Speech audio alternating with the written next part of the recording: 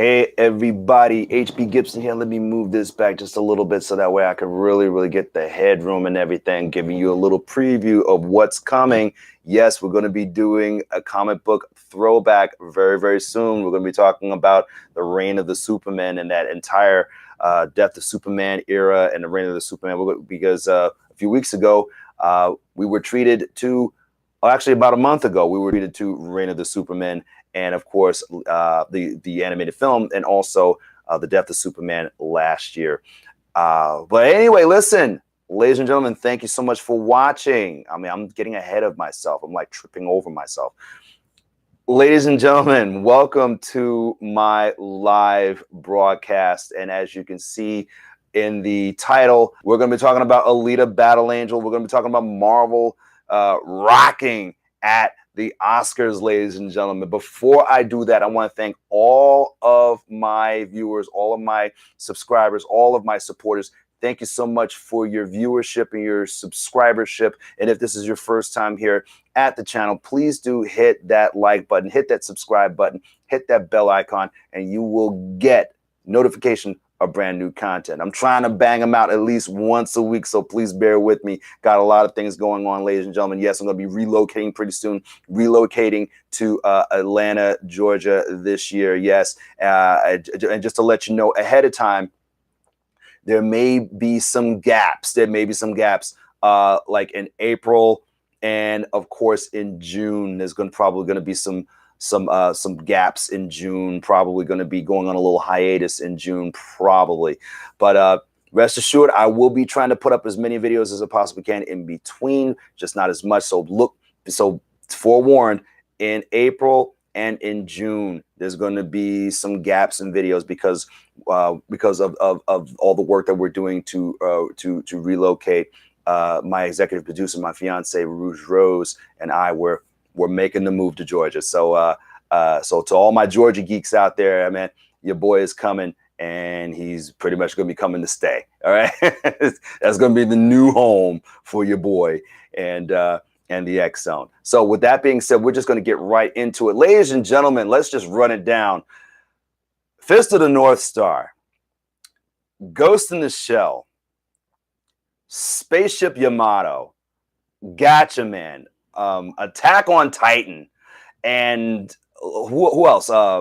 What other films? A Full Metal Alchemist, Death Note. These are live action versions of anime manga that a lot of people didn't really dig. I mean, there should be no reason why there should not be a good Fist of the North Star film, especially after Alita Battle Angel. And I'm going to tell you something. I'm going to be honest with you. When I first saw the trailer, I was not moved. I was not impressed. I was like, I wasn't sure about it.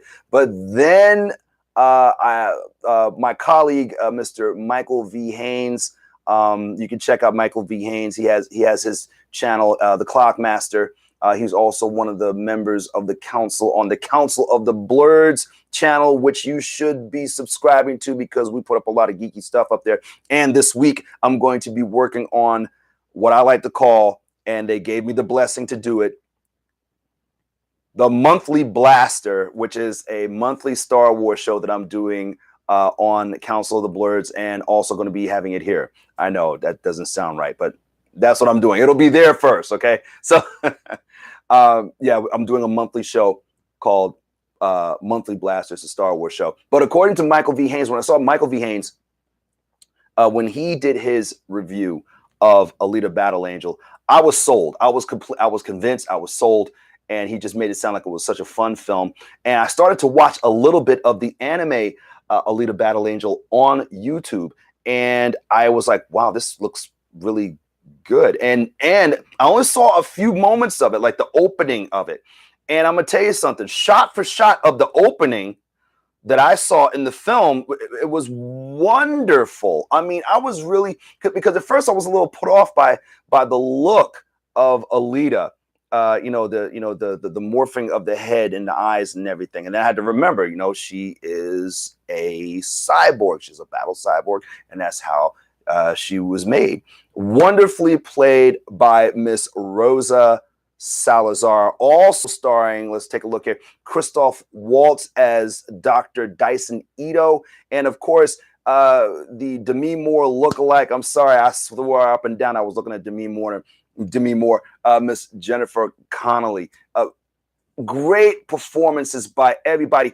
And yes, indeed. And hello, Rouge Rose. Yes, Rouge. Yes, I was just talking to the people, letting them know that we're making the move, and that to look forward to be on the lookout that like in April and possibly in June, there's going to be some gaps and everything as we're getting ourselves acclimated to our new residents coming up. And so just to let everybody know that, might not be as many videos coming up because we're going to be moving, doing the process and everything. And it's going to be a whole new thing, a whole new life, bigger and better things coming up. My executive producer has my back, and we're going to be coming at you with some great stuff because Rouge Rose, or I would like to say code name, Sexy Silent Assassin. You know what I mean? that she is awesome. I love you, honey. Thank you so much for tuning in to the live broadcast. But yes, Alita Battle Angel, and Rouge and I saw Alita Battle Angel, and I was sitting there with my mouth open. I was like, and the action and everything in it. And I'm gonna be honest with you, like I said, when I saw the trailers, they didn't really move me. I wasn't really impressed. But then when I sat down and actually saw everything all together, it was really fantastic. I was really, really moved. And a lot of people agree. It's unfortunately, it's not making the numbers that it should be making, even though it's making money, but it's not really like reaching the budget. I forget how much of the budget it was, but it wasn't really reaching the budget. But it's killing over in China. It's just not doing that well in America. Not that it's a bomb or anything like that, but it's doing well, but not as well as over in China. But all I can say is, as far as live action films based on anime, a big shout out to Vlad Valdo. Oh man, I forgot your name. My man from Sci-Fi Ninja Theater. Sci-Fi Ninja Theater in the house. I'm sorry if I mispronounced your name. I'm really excited, man. But please check out Sci-Fi Ninja Theater. If you want some throwback anime, kung fu, grindhouse, 80s style, that's the man you need to talk to. I'm serious. If you watch his videos, it'll take you back. But I digress.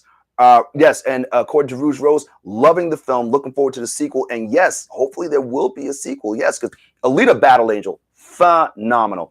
If you're going to do, in other words, if you're going to do a live action film based on an anime, that's how you do it. Yeah. Which movies are you talking about? We're talking about Alita Battle Angel, sir. We're talking about Alita Battle Angel. If you're going to do an anime, a live action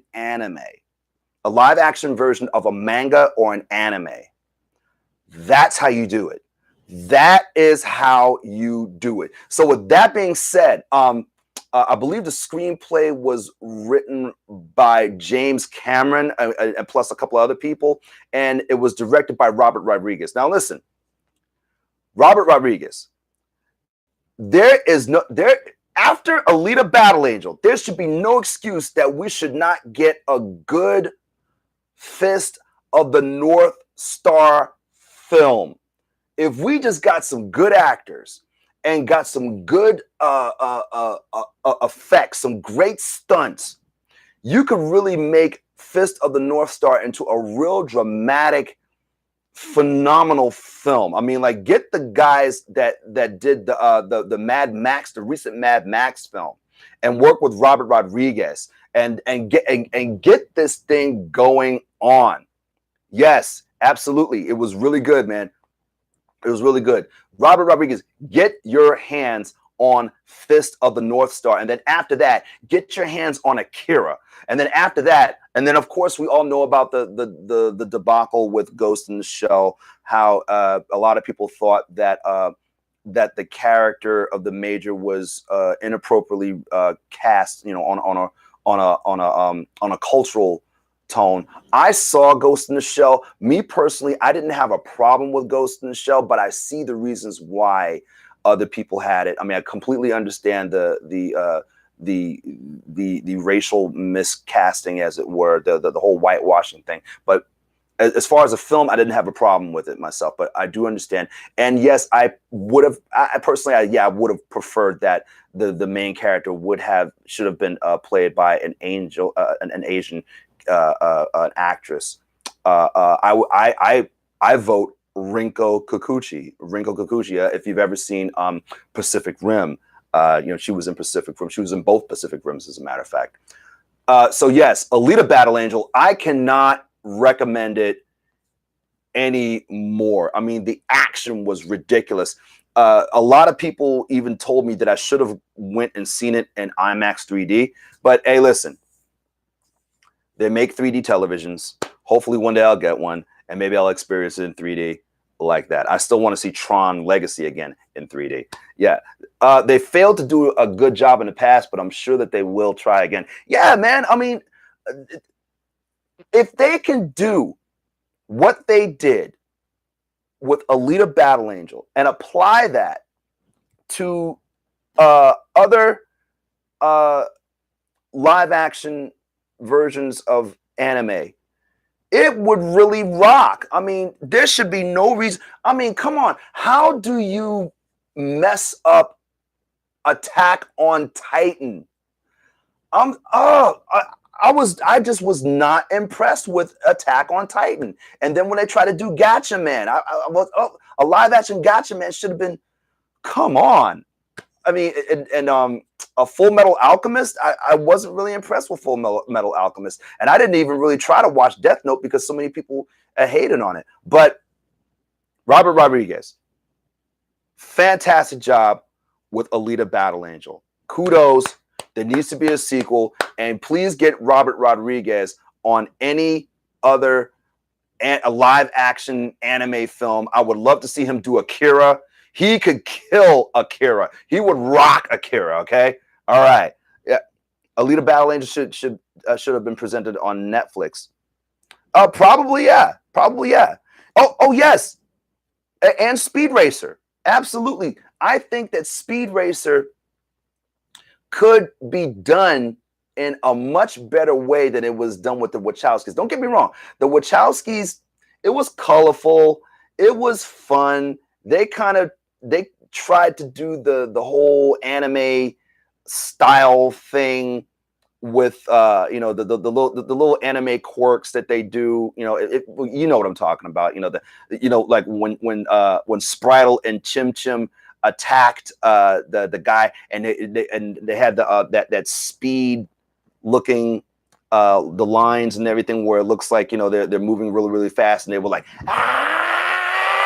that sort of thing. So but can you imagine what Robert Rodriguez could do with Fist of the North Star? I keep saying Fist of the North Star. Rouge and I sat down and watched Fist of the North Star, and she loved it. Remember, Rouge? Remember when we sat down and watched Fist of the North Star? Do you remember that film? It was an apocalyptic film, and the guy was thought to be dead, but he came back with all these powers, and he had that really, really fast punching move, like and the bodies would blow up. They did do a live action Fist of the North Star years ago, but Kenshiro was played by Gary Daniels. So what you need to do is you need to get some racially appropriately cast actors for these characters, and get it done right. Okay, there should be no reason why it can't be done. Alita Battle Angel proves that you can do a live action version of an anime or a manga. No excuse. No freaking excuse. All right. Now let's get into. I'm going to get into the Oscars. Yes, let's get into the Oscars, guys. Marvel racked up, baby. Let's talk about it, ladies and gentlemen. Comic book fans, cheer. Let me get the cast up here. Let me get the cast going on. Shamik Moore as the voice of Miles Morales, Spider-Man in the Miles Morales universe. Jake Johnson as Spider-Ham, of course, Nicolas Cage as Spider-Man Noir, and the actor that can just do no wrong, who won Best Supporting Actor tonight on the Oscars at the Academy Awards for his role in The Green Book, Mr. Mahershala Ali as the voice of the Prowler. Listen, a lot of folks, when they initially saw scenes from Spider-Man Into the Spider-Verse, they were a little put off. I heard people that were a little put off by the animation style, but I'm going to tell you something. If you've seen my report, if you've seen my review, Spider-Man Into the Spider-Verse was an absolute delight. Absolute delight. I mean, it had a lot of humor. It took itself seriously, but then not seriously. And it was a Spider-Man adventure. It paid homage to not just the different Spider-Men in the different Spider-Verse universes, you know, Spider-Gwen, Spider-Man Noir, Spider-Ham, of course, Miles Morales, and the original Spider-Man, Peter B. Parker. They just gave the whole Spider-Man legacy so much love in that film. And it won Best Animated Film, a first for a comic book based character. Yes, a movie based on a comic book character, an animated film based on a comic book character wins a freaking Oscar. And my only thing that makes me get a lump in my throat is that I wished that Stan Lee was still alive to see it. I'm getting emotional. Listen, our shout out to Stan, to so much love to Stan Lee, to the family of Stan Lee. Man, it was brilliant. Now, let's go on into another Marvel film that won a lot of awards that I was kind of hoping for. You know, a lot of people say, oh, a lot of people, let's just talk about the haters. Let's just talk about them. Let's just talk about them. All those folks out there that said, well, Black Panther wasn't that great. It doesn't deserve an Academy Award nomination. I'm going to tell you something. If it would have won Best Picture, now it did not win Best Picture. Best Picture went to The Green Book, and congratulations to the cast and the crew and everybody that worked on The Green Book. Congratulations on your win. But if Black Panther would have won Best Film, I would have been in the camera to all the haters like, and I would have looked at all the cracked faces of all the naysayers and would have been like, what are those? I would have did a series, man. But guess what? It did sweep a lot of awards. Let's take a look at the awards that it did win. If you just give me a minute, if you would just indulge me for just a second, let's just take a look at the awards that it did win. Now, I know that it did win best costume design. So let's just get with it. Let's take a look at. Oh yeah, big shout out to Regina King, who won best supporting actress in If Beale Street Could Talk. She won that. Okay, we're gonna scroll down. Yes. Achievement in costume design, Black Panther, Miss Ruth Carter. Congratulations. Black Panther won that one. Scrolling down.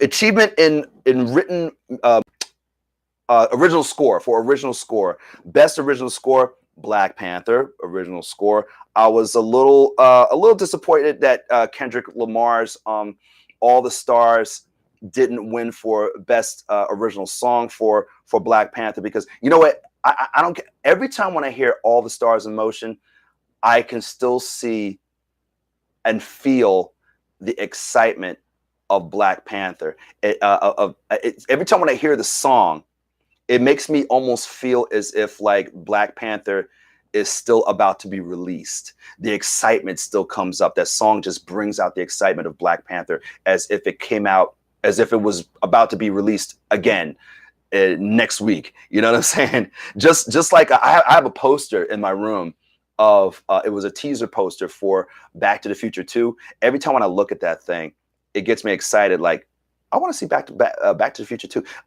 The song by Huey Lewis and the News, The Power of Love. Every time when I hear that song, it brings back the excitement of Back to the Future being released again. It brings it back as if it were like yesterday.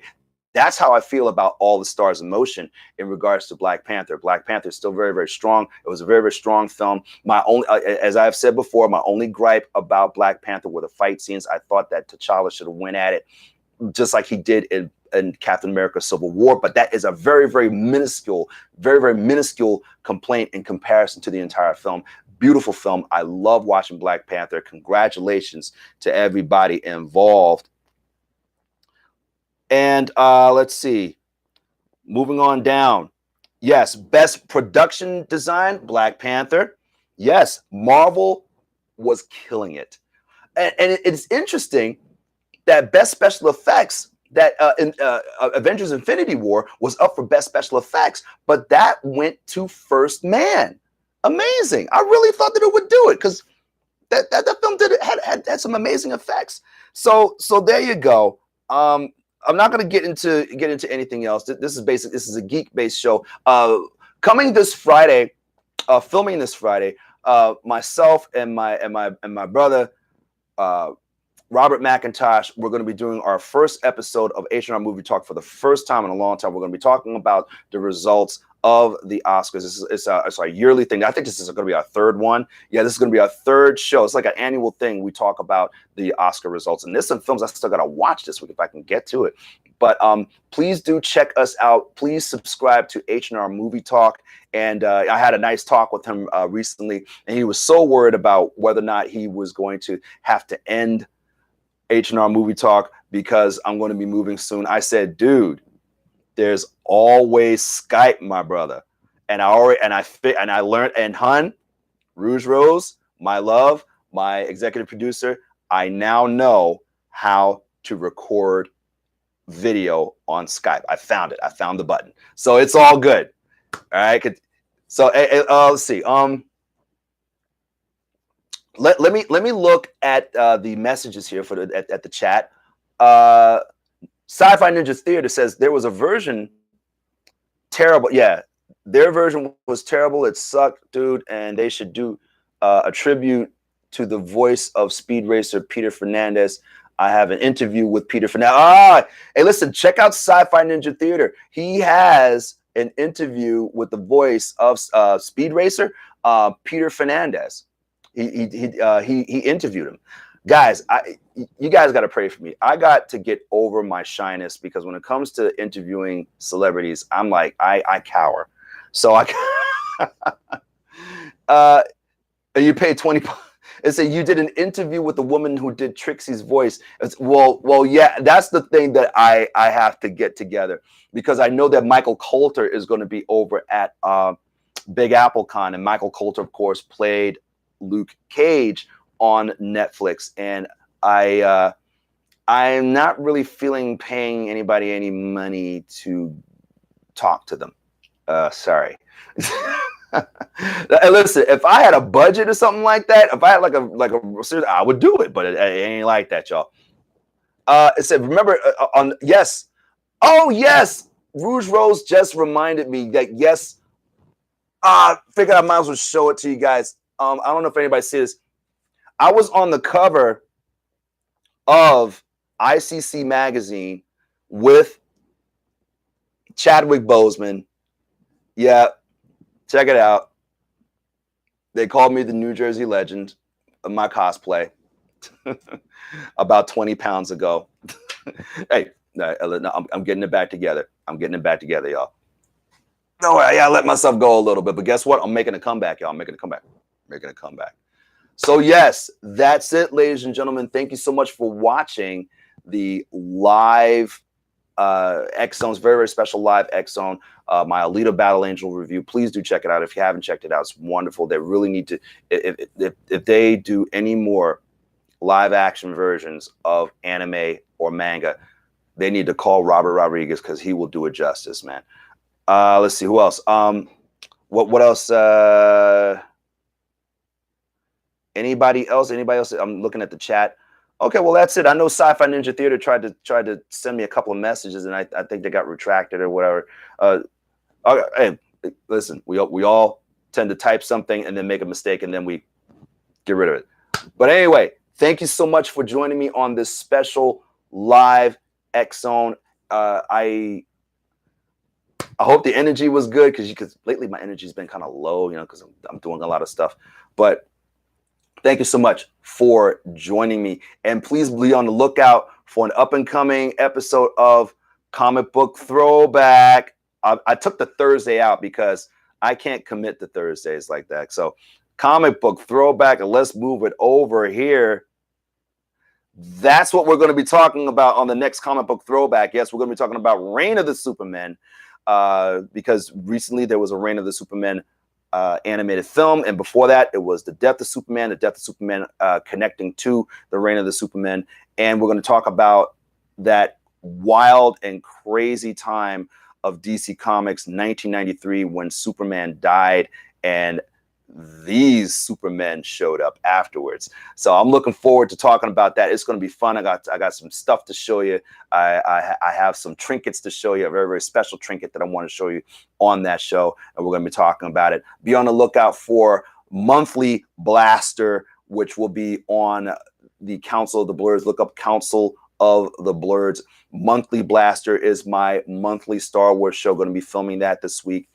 And also be on the lookout for another Retro Gaming with HB Gibson. The very, very next Retro Gaming with HB Gibson, I'm going to be doing. No, it's called the X Zone's Retrocade. I'm sorry, it's a new name. The X Zone's Retrocade. On the next episode of the X Zone Retrocade, we're going to be taking a look at Beware I Live. Sinistar, yes, on the all new X Zone's Retrocade. All right. Oh, thank you so much, my love. Thank you so much. That's my executive producer, Rouge Rose. You know, we're doing things. We're making things happen and moving on to bigger and better things. My God, I did not know that my shirt was so wrinkled. Yeah, this is my Cyclops shirt. So I just threw it on, y'all. I just threw it on.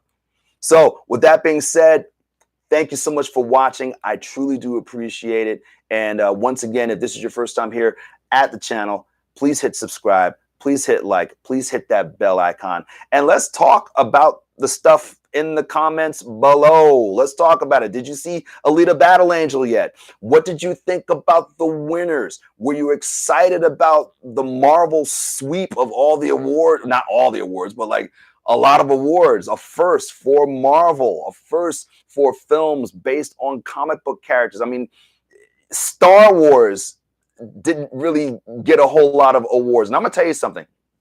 And I'm going to close it out. Out of all the Star Wars films, I think 2 Star Wars films truly did deserve a nomination, at least for Best Film.